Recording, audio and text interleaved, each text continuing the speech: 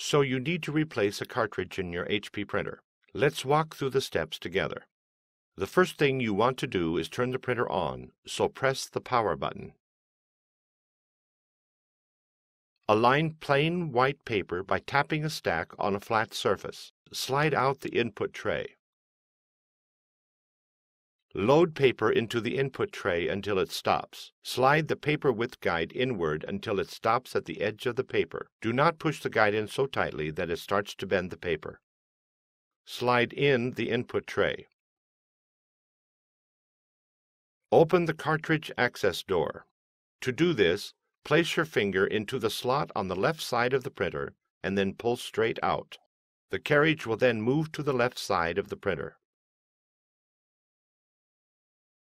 Once the carriage is idle and silent, push in on the cartridge you want to replace to release it. Then gently pull the cartridge straight out to remove it from the printer.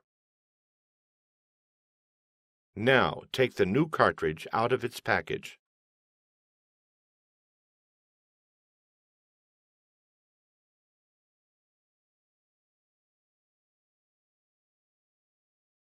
When handling the cartridges, be aware of the electrical contacts and ink port. Be careful not to touch the contacts or port, because doing this can cause clogs, ink failure, and poor electrical connections. Make sure you install the replacement cartridge in its correct slot. Match the letter on the cartridge to the letter on the carriage. Holding the cartridge by its sides, slide it directly into the open slot. Push the cartridge all the way in until it latches into place. Repeat these steps for any other cartridges that need to be replaced. Be careful not to lift the latch handle on the carriage when inserting the cartridges. Doing so could damage the print mechanism. When the new cartridge is in, close the cartridge access door.